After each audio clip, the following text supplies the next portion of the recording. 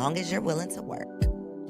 Welcome back to another episode of the Girl Stop Playing podcast. It's your favorite homegirl, Coriel, here to encourage you to stop playing with your potential and start working for what you want in life and in love. You already know I'm bringing you the information and the conversations to help you make the money and get the honey. You can have it all as long as you are willing to work. And on today's episode, I have a working woman in the building who's making that money and advocating for Black women getting that honey. We have none other than the Codie Oliver in the building. Hello, hello, hello. Y'all, if you have been like under a rock or something and you are not familiar with the Codie Oliver, I'm sure you have heard of her brands, one of which being Black Love, the Black Love, which has been like a staple in the Black community. I think that our generation, I don't know how old you are, so I just always be saying our generation because I just be guessing. I'm 39. Okay, so we in the same. I'll be 40 shortly. Okay, so we in the same generation. Yes. I feel like Black Love has been a staple in our community of a positive representation of healthy, happy Black couples. So yes, healthy being the critical word. that Yes, part, thank you. with so many other like examples of what we don't want, I think that Mhm. it's just so important to have, you know, a community because it's so much more than just content, Yeah. a community that you've built. So what was the mission behind Black Love? Like the initial thought? The initial thought was finding an example. Like my parents were divorced, so people telling me that I'm more likely to get divorced. There was a quote unquote Black marriage crisis at the time that this idea came to me. Black women, you know, the more degrees we have, we're told, the less likely we are to find a man. And I had a friend in particular who was pretty bitter after a breakup. And she was like, oh, no one's happy. Like, who's out there? Like I don't see it. Mm-hmm. And it kind of became my mission to show it to her. This was at the same time that the Obamas were being elected into office. I always say both of them because we were looking at both of them. And I was like, I know what it feels like to see them. We all felt that. We felt both the like, oh, look at this beautiful Black couple, Black love. But we also felt like, hey, if he can be president, any of us can, right? Mm-hmm. And so it's like that belief that if you see it, you can be it. And so I was like, I just have to create a place where Black love stories live. And what was your relationship status at the time? Single. Oh, I didn't know that. So Yeah. so what was the initial thought? Was it, I'm going to just have conversations with Black couples? Like what was in your mind? The initial thought was like a documentary in the Okay. back of my mind. At that time, I was in grad school for film producing. I had like documentaries weren't even cool in my mind, right? And so I was like, no, that's not it. And also, I don't know the first thing about making a documentary at that time. And so I decided to do a coffee table book. I was like, it's a coffee table book. And I also didn't know a lot of happily married couples. Mm-hmm. My parents were divorced. A lot of my aunts and uncles were. I had one aunt and uncle that were together. And so my cousin, I have a cousin who's raised in Chicago, and she was like, I know a bunch of happy Black couples, you know, because Chicago's the land of happy Black people, I guess. And so we went out there and we did a bunch of audio interviews and took pictures, and, you know, for this coffee table book, that never happened for a bunch of reasons, but that's what I decided it should be. And I know even then, like I was selling it short because the documentary was in my head, but I was like, nah. And ultimately, a lot happened, like personally in my life. My dad got sick, et cetera. So it was just hard to keep it moving on top of finishing grad school and working and all of that stuff. And so fast forward, that was like 2008. Fast forward to 2013 when I met Tommy, who is a writer, director, producer, so many other things. But at the time meeting him, like I knew that about him and that he was a cinematographer.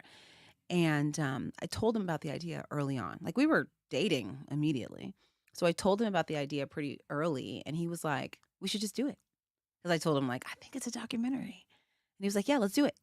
Because he's a producer. Were just dating at this time. Yeah. He's a producer, though. So he's like, let's go. There's nothing holding you back. Come on, let's go. He's also a cinematographer. So he's like, I can shoot it. So what are we doing? Stopping us. Yeah. Yeah. And the rest is history. Basically.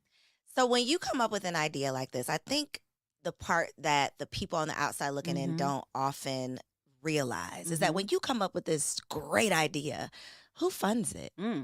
At that time, us. Like the goal, so there's a very clear a pretty clear strategy for making a documentary or indie film as a first-time filmmaker. Tommy had produced 2 movies at that point, one that he directed as well. I had been behind the scenes, right? I went to grad school for film. I worked at a studio. I worked at a nonprofit. So the clearest strategy there is like make it, get grants, raise some money, do crowdfunding. Like that was new. Kickstarter and all that was, a thing then. Still is, I believe, but it was pretty new. So that's the strategy. Do that, make the thing, put it in the festivals, film festivals, and then HBO will pick it up and put it on TV, right? That was essentially the goal. And we were like, so a couple of things happened. I also worked for Canon. I did PR for Canon for a while, the camera company, and they had cinema cameras. And so my job was to connect them to filmmakers. So we convinced Canon to give Tommy a camera loan as a cinematographer and to make Black Love. And they did. So free equipment. So that's one leg up, right? We applied for a lot of grants and we were denied. We were told over and over again, like, oh, I don't see it. There was one grant that we did receive, but then also we did fundraise. We wrote letters to people that we felt like would care, like literally Black couples that we knew peripherally. We wrote letters and got a little bit of money that way. We even got miles. We literally got miles from 2 people so that we could travel to do the interview. So all of that helped make it happen. But ultimately, we were responsible for it. We were funding it. We got that grant we got was, I want to say like $20,000. But we were traveling all over the country to do these interviews. We were paying for an editor and, doing all of that ourselves with that was it. And so did it reach where you wanted it to go? In the grand scheme of things, did to Black this Love day? become? Oh, yes. yeah, for sure. It really did. Like a lot of people ask, like, did you expect it to do XYZ? And it's like, on the one hand, yes, because I knew that we needed it. Me and Tommy needed it. Like our people needed it. We knew that there was an audience for it. And we knew how important it could be. So that's the yes, right? But you're always like still astonished, like, oh, it worked. We did it. So ultimately, yeah, I'm super proud of it. I'm so glad we also tapped out on the docuseries when we did, which was 6 seasons in. But from the get-go, we knew we wanted it to be more than the docuseries and more than romantic love. We knew we wanted to talk about family and parenthood and friendship and self-love. And so we've done that since we launched the docuseries in 2017, and we launched the Black Love Summit and blacklove.com in 2018.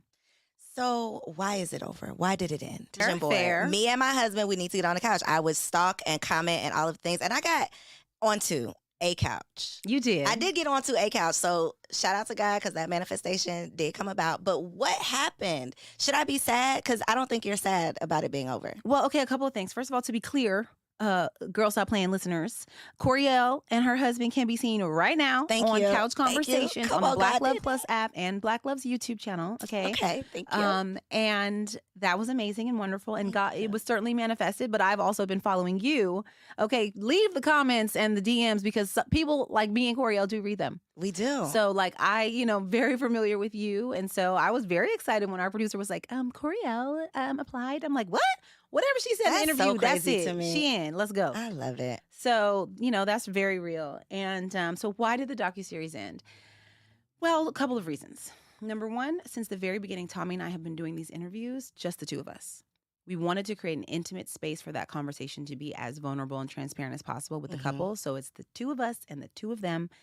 And 2 cameras and nothing else, no one else. No PA, no sound tech, nothing. We did all of it. And that was very taxing on our time. I mean, every single interview, there was no like, oh, hey, I can't be there that day. Can you hire? No. So that was very taxing on our time and energy. And as we had 3 children over the course of Black Love, as my husband launched a TV and film production company, Confluential Films, and not just launching the company, he was a full-time producer, right? So he's producing movies and TV and stuff at the same time. He did 2 whole documentaries, which require shooting people, filming people all the time. So all that was happening, and I'm having to schedule, big celebs around my husband. Like, oh, well, he's not available that day. So, you know what I mean? It was just hard. It was hard. And, but we didn't want to compromise on that approach. We didn't want to suddenly say, all right, well, let's just have someone We'll else just do get it. somebody else. Yeah. So that was one of the reasons. The other reason was that we wanted to kind of quit while we were ahead. The reality is, like, we can't control people's relationships. We've interviewed over 200 couples, like probably 250 couples, and we've had less than 10 divorces. But people still wanted to like focus on that, and I didn't want it to become about that. And so I wanted us to quit while we were ahead and truly just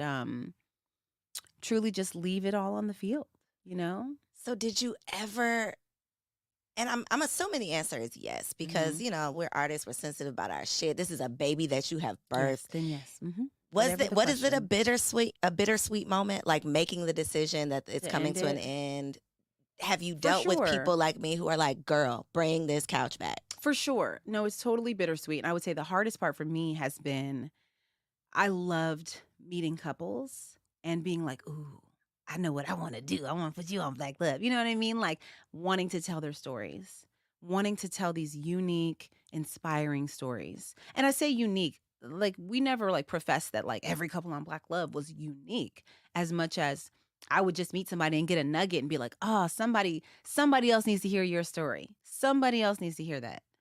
And I don't have that in the same way. We still have all these platforms. I can still do a conversation, an event, a new show, or this or that, but that platform is not the same. And so when I meet couples that are interesting, I'm kind of just like, okay, cool. It's like put it on my notebook, and we'll see what we do. What's in that notebook?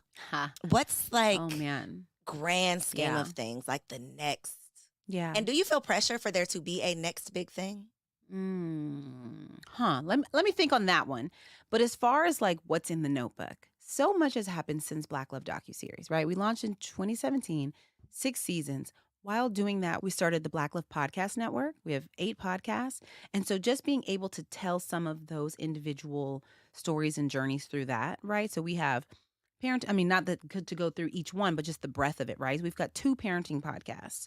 We have a men's wellness series. We have a podcast called Soul Affirmations, where if you saw Felicia and Kariga Bailey in season 5 discussing the transition of their first daughter the day she was born, like, that these are incredible people who who we all can learn from and learn what love looks like, and not just from a place of sadness, like understanding the breadth of grief and what it is. And so we have a podcast with them. And then we also have a podcast with the Amazing Clarks, which most people know as the couple where she was like, I got a tattoo when we were broken up. And he was like, where? On my booty. Where? On my booty. Say it again. On my booty. So they're like hilarious. And, second marriage, they're in their 50s. Like they're just full of knowledge and funny. And so just all these different stories that we're able to tell through the podcast, through our digital series like Couch Conversations, where we've had Deval and Kadeen host, and Tab and Chance, and now Ace Hood and Sheila Marie. And so that notebook consists of all of that. It consists of Doula Dads, which is a series that we did highlighting the father's role in pregnancy and childbirth. So like those are the things in the notebook. And when you ask about like the next big thing, right? Frankly, it's like it being easier. You know what I mean? Like my team, we are like pushing these things into existence, like everybody else, right? Like trying to work with brands and trying to, sell tickets to events, and like that juggle of revenue and purpose. And it is a journey. It's a journey that like I studied broadcast journalism and film, not CEOing. Okay. That part. And so the learning, the mistakes, the leadership, the team building or lack thereof, while having 3 kids. And I don't mean while they're existing. I mean, like I had them over the course of this process, over the course of this professional journey.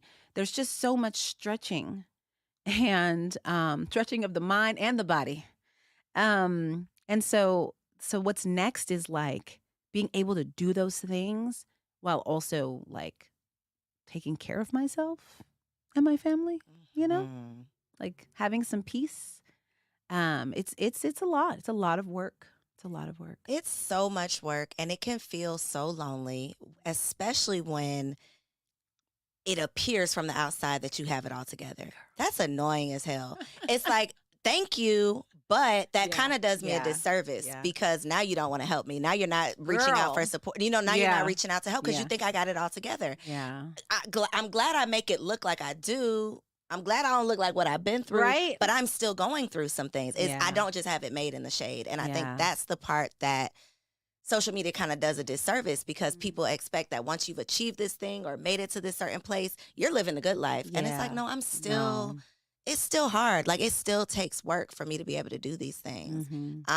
Speaking of hard and doing the work, your crazy self went from producing this documentary to doing what I think is one of the hardest things in life, which is producing an event. Yeah. So what's the mission and vision behind the Black Love Summit? Because Yeah. there has to be a strong mission for you to be doing this hard thing 6 years in a row. of hardness. Yeah. So the Black Love Summit really has always been our opportunity to talk to our people in person, right? Like we wanted to take the realness, the rawness, the transparency, and the relatability of the Black Love docuseries and bring that wherever we go, because that's what we realized was unique, was the vulnerability. That's also why we kept that intimate space of the two of us and the two of them. We bring that to blacklove.com with first-person stories, not just articles about some stuff, but like people talking about their own journeys. And we bring that in person with the Black Love Summit. And so we try to make sure that we're covering romantic love, but also like parenthood, also like getting your money right, like all of these ways that we want to live better, right? And that we can practice self-love and we can practice honing our relationships from romantic to familial. So that's how the breadth of topics work. And we just bring people in that we respect and admire and or that have been on the show, which we still respect and admire them, but we try to make sure it's a combination of folks that our audience is familiar with because they've seen them on our platforms, but also people that we're like, that's a voice y'all need to be hearing from, like yours. Do you like mine? Do you feel pressure on your own relationship? Being in the spotlight, you can't really hide because especially with the public platform like this, with the platform being focused on marriage, it's like, well, what y'all doing up in your marriage? Well, how y'all? So do you feel, obviously nobody's perfect, but do you ever feel like you have to keep up appearances or you have to appear to be perfect? I don't feel like I have to appear to be perfect. But I did have to reconcile what I wanted and expected from Tommy in this space and what I got, or rather who he is, right? Like I had Black love in my soul before I met him. And then I met him and he was down for it, within a month. Like I'm talking about, we probably talked about it 2 weeks after we met. And of course I knew he had other projects and things that he wanted to do, but there was a time that I was like, oh, this is going to be great. Like we're just going to make this show and we're going to write books about it and we're going to be influencers before influencer was even really a term. But I was like, well, this is the work that we're doing and everything else is kind of on the side. Right. And for him, his passion is making movies and TV and building a business, or businesses ultimately. And I had to really reconcile, like, I'm gonna be straight. I probably never said this before. Like, why are we not showing up like Deval and Kadeen? You know what I mean? Like at the time, right? Really reconcile that, like, what I wanted us to show up as, with what our actual goals are as individuals. And so that was probably, and still sometimes I think I'm much more used to it now. But that was actually the biggest challenge. It wasn't even being perfect. Maybe that was for a period actually, because when we had children, we went through it. But yeah, I try to be very honest though and transparent about like the imperfections over here. Yeah, and none of us are perfect. Even, I think that it's one thing because I am very public about my love for my husband. Yeah. So much so, and I think a part of the reason is we will scream from the mountaintops when a man does us wrong. Yeah. But then when someone is doing right, like I think we should give just as much attention to that. But nothing is perfect. And I think it's so important that we do have conversations that even if we look happy as hell, we're still working things out. Yeah. Throw in some babies in the mix. Girl. And even the happiest, healthiest, couple is going to have some issues. Yeah. What do you think was the biggest lesson, or not even the biggest lesson learned? How do you think having children impacted your marriage? I mean, I think it was huge, but I have to like sort of explain the layers, right? So we met and moved in together in 3 months. Wow. We were engaged in 6. We were married a year, less than a year and a half after we met. And then we were pregnant 11 months later. So it's like within 2 years, we were living together, married and pregnant. Maybe 2.5, we actually like were parents. But like all of that happened. We were working together.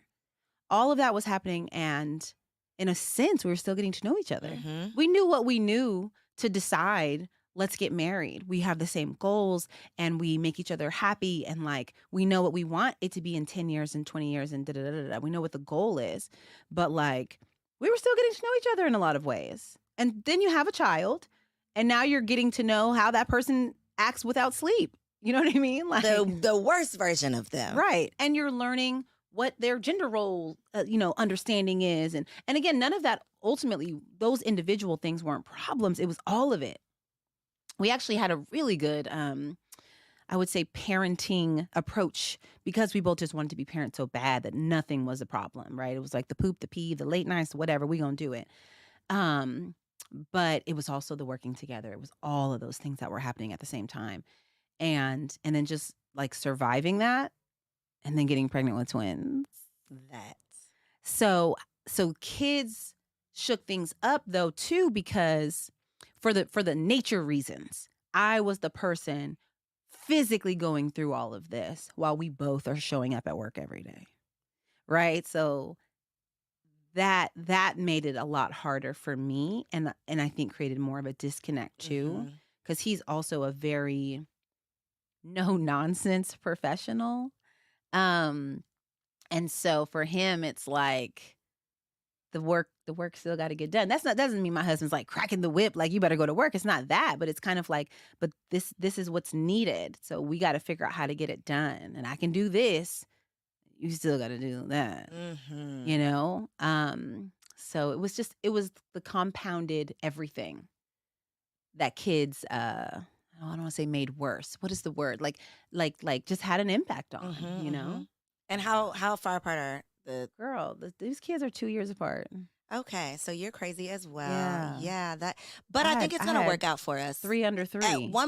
At some point, things are going to turn around, right? And it's going to be a benefit Yeah. that they're this close together. For sure. Yeah. I think so. And at times it is, but like for the most part, it was just a lot. All these little people, it's still a lot. Yeah. Because the twins are 4. Oof, how's 4? Adorable and destructive. Terror. They are terrorists.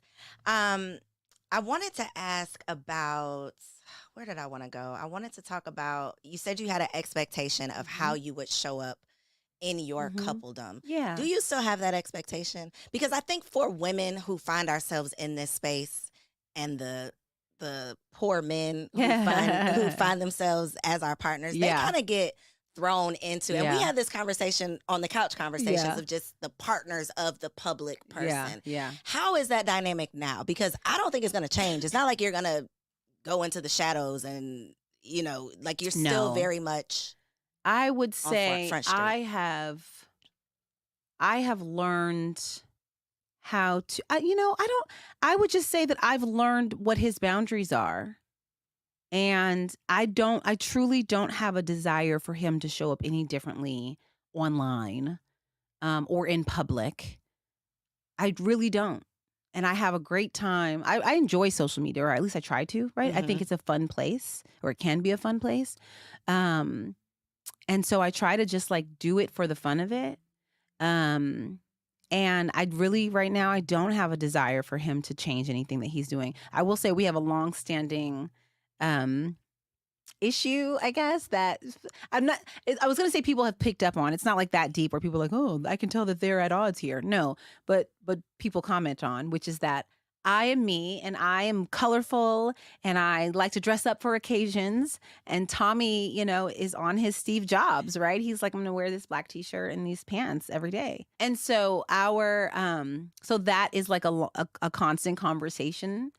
and of acceptance versus, but could you just do a little different just today, just this once, and so that's probably way bigger of an issue to me than like social media in general. How do y'all handle that? Is Girl, it like I'm going to agree to disagree, I'm just going to be mad? Yeah, it's a work in progress 8 years into marriage. And we've known each other 10 years, but 8 years in, we probably got in our biggest fight over it this summer. Does he want to wear something that you want him to wear? Girl, it wasn't even that. It was just, it was an occasion that I felt was an automatic. You're not gonna wear your usual flip flops, shorts, and a t-shirt. And he did. Meanwhile, I'm standing here in like a Alice and Olivia blazer dress and some hot pink heels, getting my makeup done and hearing the flip flops across the floor. Did he change? No. So this is the part of marriage that I think we need to put a pin in, because the picking of your battles, having to choose your words wisely, having to, y'all still left the house and went somewhere and you still had to. Girl, did I? Yes, I did. How do you hold in those moments? Because that is one example, but if we're being honest, these are like, I don't want to say daily, but these are things. And it's every day there's a decision to be made that y'all might not agree on. And at some point, y'all are both grown as hell and you're not going to tell me what to do. Yeah. And I'm sure you're like that on some topics, right? This is what it is. You're going to have to figure it out. Right. What goes through your mind in those moments? And this is a personal question from a new wife to from a new wife to an OG wife. Like, how do you talk yourself off the ledge? You're me when we were interviewing couples for Black Love, because we would sit down and we'd be like, we've been married a year and these are my questions. Yeah, help me. How do I, like I said, it's still a work in progress 8 years in. Okay. I think for me, I have found it's best. And it comes down to personalities too. Cause what I'm about to say may not even work. It's best for me to articulate my issue. Have compassion and grace, like for his feelings or stance or position in this case. But make sure I get it out. Cause if I hold it in, that's when I like really will explode. And just do my best to like figure out what the net is. I truly thought this last time that he was going to acquiesce. I really did. Like when I did get upset about it. And instead it became a conversation around like this is me, this is who I am. Like, why would you want to change that? And I'm like, but I'm just asking, for a little. But that's how deep it was for him, right? It's like, I'm trying to like change who he is. And it's like, while I greatly disagree and feel like a person should be able to like make a small adjustment, I understand where he's coming from is a completely different place than this is a small adjustment.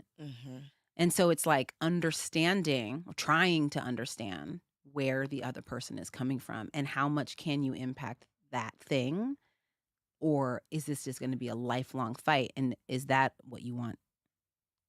So is it going to be a lifelong fight? What you going to do? You just decided you just going to... I am doing my best to not care. Okay. To like accept that this is what it is. And I guess now that we're getting into it, because this is the other part of it. This is a recent thing with Hailey Bieber and Justin Bieber. Yeah.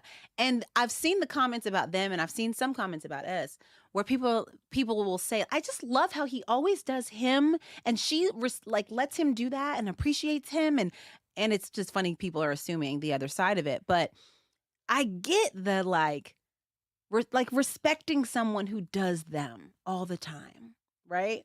Without knowing the nuance of like his wife is pissed or not, right? Some are not. And so that part is interesting to me.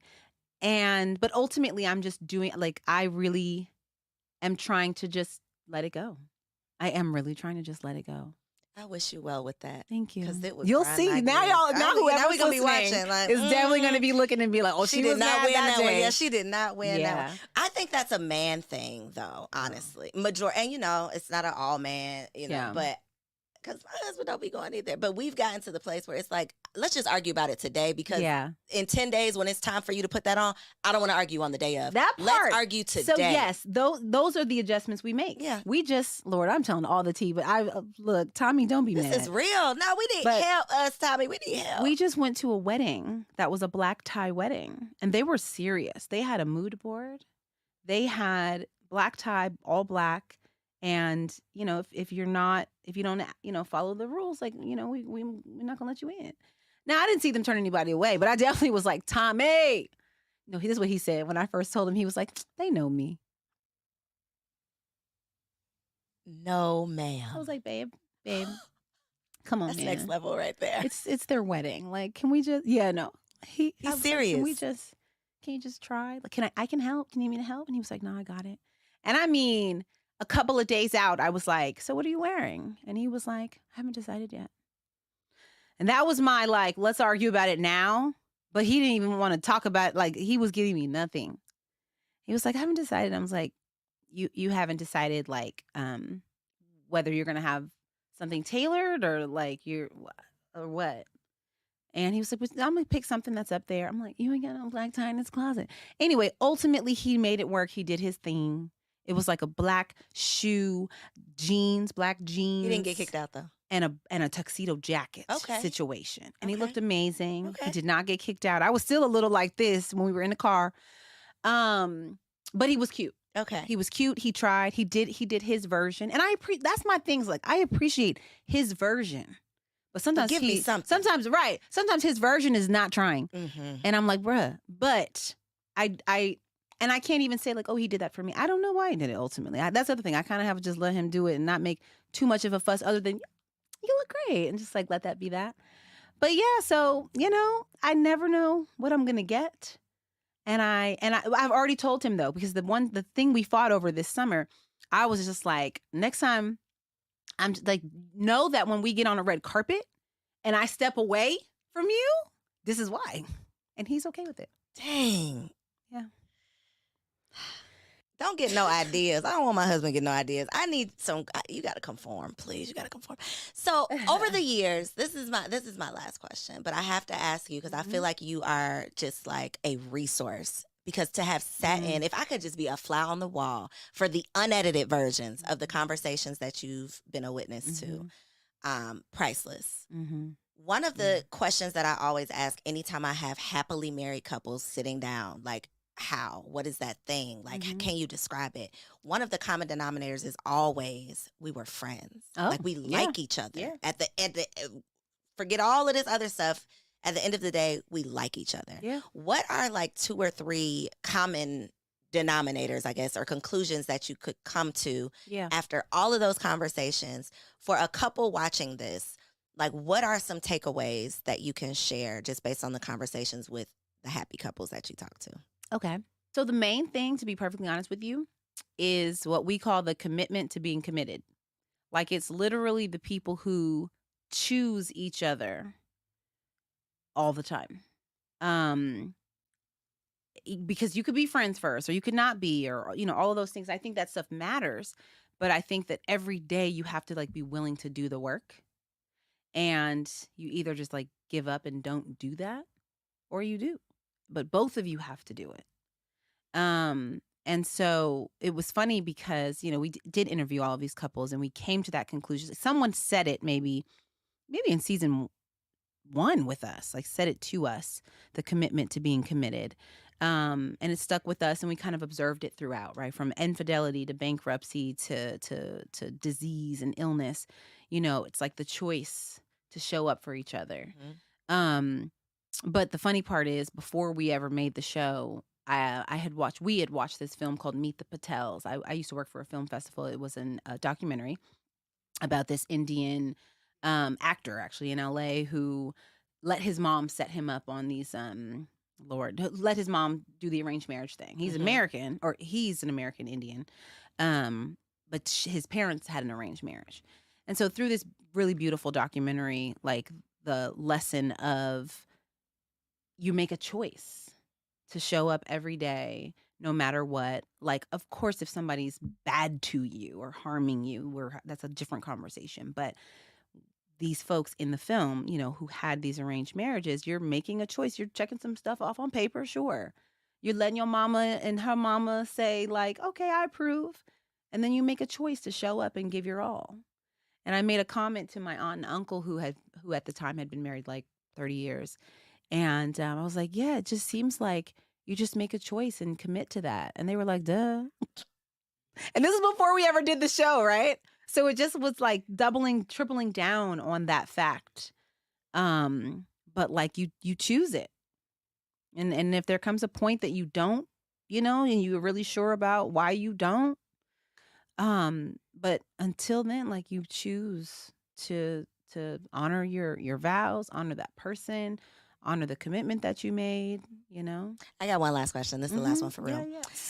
So I think that as a single woman, your perception, it's like before you become a mom, you have an idea of the type of mom you're going to be. I'm not going to do this. My kids ain't going to do that. And then you become a mom and your kids are doing all the things because you realize life is hard. Like, shit is getting real. So I think a single woman, you say all these things. My husband will never do this. My man will never do that. I got this laundry list of deal breakers. Then you get married. And not that you start settling, but you just realize the reality of things is different than the fantasy of things. Yeah. So having heard over 250 plus couples, your personal deal breakers, like, did your personal beliefs about what you could handle, what you're willing to tolerate, did any of those things change based on the couples that you heard from? The short answer is I'm going to say no, because I didn't go into marriage or the experience of interviewing these couples with deal breakers. I didn't. I truly went in like curious. My parents got divorced when I was like 12, and I thought that they were good, and I was struck and shocked by it. And that really is like half the reason why we're here, right? I wanted to understand, like, what does it take to make a marriage work? So for me, it was like, I want to know all the bad things that happen in a marriage and how you got through it. Because what I knew was that bad shit was going to happen. Infidelity wasn't even a deal breaker for me. I say wasn't for one reason, and I can explain. But infidelity, like, wasn't even a deal breaker for me, because it was like, I don't know what happens in a marriage. Like, I don't know what makes somebody do that. I don't know what lull happened that someone makes a mistake and then is apologetic. Like, you made a commitment. Like, maybe you got to figure it out or not. You know what I'm saying? Again, there's certain things, people got their deal breakers. Or there's certain things that compound. But for me, it was like, I don't know. Y'all tell me. And so that really hasn't changed for me. Like, it's like, I don't know. Are you doing right by me? Do I feel good at my core about being here in this relationship? If you do me wrong, do I feel like I can understand where you're coming from? Not like, I understand why you hurt me. I understand why you made a choice as a human. And I understand that you recognize you hurt me and you're willing to work on that. You know what I mean? We talked to Erica and Warren Campbell, who shared, their infidelity before I think they had actually shared it publicly. And learning how they worked through it, learning how they were both he was able to just take whatever she gave him in terms of anger or questions that she had. And they both, and she was able to own, there's a lot of ways I pushed you away. That doesn't mean that anybody's saying it's okay for you to, it just means that they're recognizing the humanity in one another. And so that to me is like what matters most, is like recognizing the humanity in each other and can I stay? I swear there was a part 2. Oh, infidelity. Yes. Oh, I was coming back around to it. We was going to circle back. Don't worry. Infidelity is a deal breaker for Tommy. Is it? It is. What about you? It was never for me. But because it's a deal breaker for him, I feel like if he wants to cheat, then that means he out. You know what I mean? He knows this. I've said this to him because I'm like, that was not a deal breaker for me. I recognize like shit happens, and I don't know what that shit is because I've never been married before now. But that's a deal breaker for him. So I'm like, if he ever did it, that means he's in a dark place. Yeah, that means it's We're in a dark basically place. over. Yeah, it's basically. So that's funny because I feel the same way, and I feel some type of way for feeling that way because I don't want to give you a green light. Let me look you in your eyes. I don't want to give you like a permission slip green light to go do something, Right. but I am a very logical person. Right. Exactly. And this is a long life that we have to live. And I think I would just be irrational yeah. to just not be able to even imagine that this is a possibility. You know, it's a possibility. Yeah. So, Exactly. you know, and again, that's one of those things that it's so easy to say what you will and will not do until life comes at you fast. Yeah. Yeah. So that's the whole point of having platforms like this, having conversations. I appreciate you being real. I appreciate your try. willingness to put your life, because in creating what you've created, you've literally put yourself out there, like, for the world. And the world's not always so nice. No. They're not always so gentle. And so I just want to give you your flowers for being willing to invest yourself, your time, your life. You've literally dedicated your life to the celebration of Black love. And not many people are willing to do that. So thank you. Thank you. It is much needed. If you've ever felt like your work was done in vain, please know that there are literal couples that are looking to your content for inspiration, for encouragement to keep on going. So look into the camera, let the people know Black Love Summit, they need to be there. They need to download the app. Anything else they need to know? How can they support you? If they ain't following you, like, girl, stop Sorry playing. for them. Right, Sorry stop for them. playing. Follow us at Black Love. Please make sure you're listening to the Black Love Podcast Network. You can even follow Black Love Podcast Network on Instagram and TikTok. And engage. Tell us what you want more of. Like, let us know. We're listening. We are checking the DMs and the comments. So, thank y'all. Yes, make sure y'all come check us out, Aaron, because I will Yes. be in the building at the Black Love Summit. Thank y'all so much for tuning in. Make sure you comment below and let me know something that you took away from this conversation. Share this episode with a friend. If you are not subscribed, girl, stop playing. I'll see you on the next episode. If you enjoyed that episode, make sure you subscribe to the channel so you don't miss out on any upcoming content. And take it a step further and go ahead and join our private community over on Patreon, because it comes with some pretty bomb perks, including early and discounted access to our upcoming events, behind the scene exclusives with some of your favorite guests, the opportunity to call in on an upcoming show, the chance to vote on topics and guests for brand new shows, and I'm even giving you unlimited access to my vault of business classes where I'm teaching you everything from Airbnb to developing digital products and everything in between. And you can get access to our Patreon for as little as $5 a month, okay? Get in where you fit in, and I'll see you on the inside.